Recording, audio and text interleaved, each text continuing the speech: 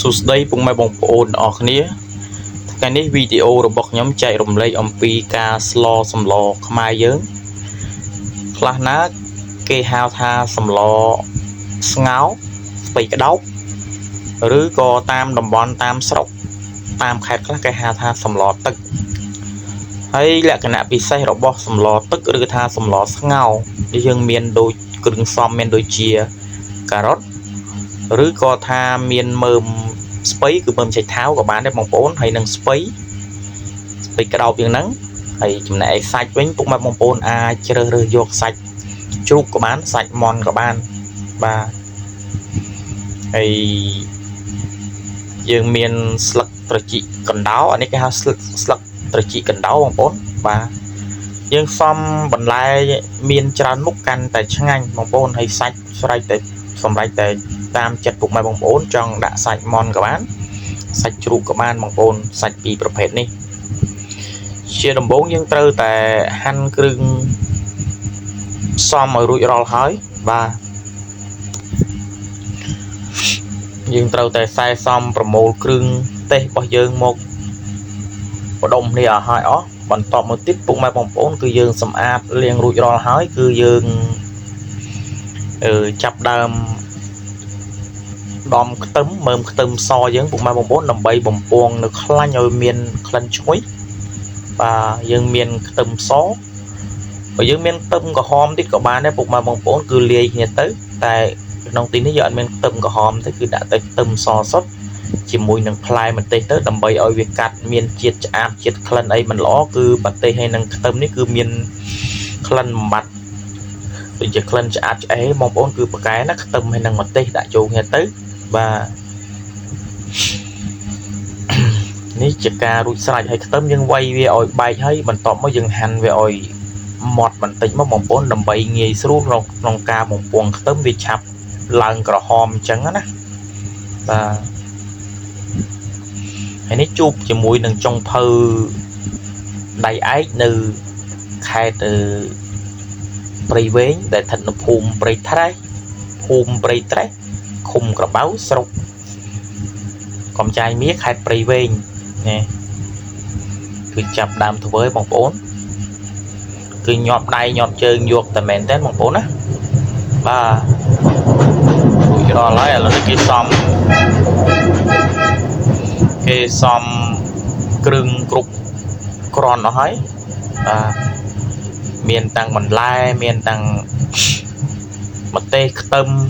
គ្រឿងទេសដូចជាស្ករប៊ីចេងទឹកត្រីគឺយើងយកមកចិត្តដាក់យើងរួចរាល់ហើយបងប្អូនហើយមួយយ៉ាងទៀតពុកម៉ែបងប្អូនក៏សូមអធិស្ឋានដែរពេលពុកម៉ែបងប្អូនឃើញកន្លែងធ្វើម្ហូបនេះគឺរញ៉េរញ៉ៃបន្តិចបងប្អូនដោយសារតែយើងនៅក្នុងបន្ទប់តូចផ្ទះជួលបន្ទប់ជួលអញ្ចឹងណាគឺយើងធ្វើកន្លែងហ្នឹងហូបកន្លែងហ្នឹងបាទដោយសារវាមានលក្ខណៈតូចបែបនេះទៅមើលទៅមានភាពរញ៉េរញ៉ៃក៏សូមអធិស្ឋានដែរបងប្អូនការដែលយើងរៀបចំវាចង្អៀតពេកគឺយើងមិនបានធ្វើទៅស្អាតដូចយើងនៅផ្ទះធំៗបងប្អូនក៏សូមអធិស្ឋានឥឡូវនេះឃើញថាចុងភៅយើងខ្សែសំនៅគ្រឿងទេសរួចរាល់ហើយមានសាច់មានបន្លែមានគ្រឿងឥឡូវយើងចាក់ដើមដាក់នៅឆ្នាំងនៅលើភ្លើងឲ្យក្តៅបាទគឺយើងដាក់ឲ្យក្តៅមកបាទឲ្យឆ្នាំងរាងក្តៅបន្តិចបន្តមកទៀតហ្នឹងហើយយើងក៏យកខ្លាញ់បងប្អូនបាទដែលខ្លាញ់ហ្នឹងយើងអាចយកជាលក្ខណៈប្រេងឆាក៏បានខ្លាញ់យើងក៏បានដែរបងប្អូនណាខ្លាញ់ធម្មជាតិគឺខ្លាញ់ជ្រូកខ្លាញ់អីជាដើមហ្នឹងអាចយកមកឆាបានគឺអាចយកមកបំពងបានសូមអធិស្ឋានបងប្អូនឥឡូវយើងដាក់ប្រេងសណ្ដែកក៏បានណាជាទូទៅយើងហៅថាប្រេងឆាchứបងប្អូនយើងដាក់ប្រេងឆាដើម្បីបំពងនៅខ្ទឹមនិងម្ទេសឲ្យមានឲ្យក្លិនកាន់តែឈ្ងុយឆ្ងាញ់បាទឲ្យមានរសជាតិកាន់តែឈ្ងុយក្លិនកាន់តែឈ្ងុយបងប្អូនបាទបន្តមកទៀតយើងដាក់ស្ករបន្តិចដើម្បីឲ្យវាឆាប់ក្រហមបងប្អូនណាហ្នឹងហើយចុងភៅនេះធ្វើម្ហូបរាងប្លែកជាងគេបន្តិចបងប្អូនបាទចាប់ដើមកូរឲ្យឡើងក្រហមអញ្ចឹងណាបងប្អូនចំណែកពុកម៉ែបងប្អូនអាចស្លទៅតាមវិធីសាស្ត្ររបស់ពុកម៉ែបងប្អូនបានតែនេះតាមចុងភៅនេះគឺគាត់ស្លទៅតាមប បច្ចេកទេសរបស់គាត់ចឹងណាដោយថាយើងមានជំនាញរៀងខ្លួនបងប្អូនបាទมันថាយ៉ាងណាទេឲ្យតែមានរសជាតិឆ្ងាញ់មានរសជាតិឈ្ងុយហ្នឹងហើយគឺអាចទទួលយកបានគឺអាចហូបបានដូចគ្នាបាទมันឲ្យប្រៃมันឲ្យសាបมันឲ្យផ្អែមពេកបាទគឺលក្ខណៈល្មមឥឡូវចាប់ដើមកូឡើងក្រហមហើយបងប្អូនបាទគឺយើងចាប់ដើមកូឡើងក្រហមហើយណាបងប្អូនណាបាទបន្ទាប់ពីកូរឲ្យក្រហមមកគឺយើងអាចនឹងដាក់សាច់បន្ទាប់បងប្អូនដើម្បីឲ្យសាច់នោះវាមានរសជាតិកាន់តែឈ្ងុយកាលណាតែយើងហូបនៅសាច់ហ្នឹងទៅគឺអាចមានក្លិនឈ្ងុយមានក្លិនខ្ទឹមនិងម្ទេសនៅជាប់សាច់ហ្នឹងចឹងធ្វើឲ្យយើងហូបទៅវាពេញមាត់បងប្អូនមានន័យថាមានអារម្មណ៍មួយថាឈ្ងុយជាប់អានេះគឺយើងដាក់ម្ទេសសិនបងប្អូនមិនតន់ដាក់សាច់ទេដោយសារដាក់ខ្ទឹមហើយដាក់ម្ទេសបាទគ្រឿងទេសនេះបងប្អូនដាក់កាន់តែច្រើនគឺវាមានក្លិនកាន់តែឈ្ងុយសម្រាប់តែយើង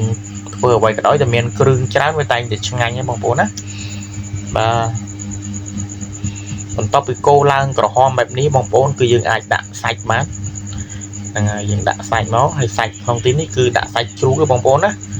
បាទអានេះគឺយើងថែមគ្រឿងទេសឲ្យហើយទេគឺទឹកត្រីដាក់ទឹកត្រីប៊ីចេងស្ករទៅតាមការដែលចំណង់ចំណូលចិត្តពុកម៉ែបងប្អូនចង់បានរសជាតិប្រៃសាបផ្អែមឯតាមតែពុកម៉ែបងប្អូនអាចដាក់បានទៅណាបាទឥឡូវបន្ទាប់ពីយើងកូរខ្ទឹមឡើងក្រហមនិងម្ទេសឡើងក្រហមបែបនេះគឺយើងដាក់សាច់បងប្អូនបាទហើយការដែលយើងបរិភោគនៅអាហារនេះយើងកុំសូវហូបសាច់ច្រើនពេកបងប្អូនគឺយើងដាក់តែមកល្មមយើងហូបបន្លែឲ្យបានច្រើនបងប្អូនបាទហូបបន្លែឲ្យបានច្រើនដើម្បីឲ្យមានវីតាមីននៅក្នុងខ្លួនយើងច្រើនណាបងប្អូនបាទបន្ទាប់ពីយើងដាក់សាច់រួចហើយយើងអាចដាក់ស្លឹកត្រជីកកណ្ដោបានដោយសារតែប្រភេទផ្សិតនេះគឺវាមានវាស្វិតអញ្ចឹងយើងអាចដាក់ដំណើរសាច់បានយើងកូរវាឲ្យឆ្អិនកូរវាឲ្យចូលគ្រឿងចូលអីមកបន្ទាប់មកទៀតយើងអាចនឹងគ្របវាមកសន្ទុះឲ្យវាដាច់ទឹកព្រៃបងប្អូនគេហៅថាដាច់ទឹកព្រៃដូចជាដាច់ទឹកនៅសាច់ហ្នឹងកាលណាតែយើងដាក់ចាប់ដើមដាក់វាចូលទៅកកូរអញ្ចឹងទៅវាអាចនឹងចេញទឹកព្រៃមកបន្តមកទៀតយើងអាចយកគម្របគ្របវាឲ្យឆ្អិនសិនបងប្អូនណាហើយគ្រឿងនេះពុកម៉ែបងប្អូនចង់ដាក់ពេលបងសាច់ក៏បានឬក៏ថាបងបន្លែយ៉ាងបងគ្រឿងតាមក្រោយក៏បានដែរបងប្អូនណានឹងតាមតែចិត្តពុកម៉ែបងប្អូនចង់ធ្វើទេហើយបន្តមកទៀតពុកម៉ែបងប្អូនគ្របវាមក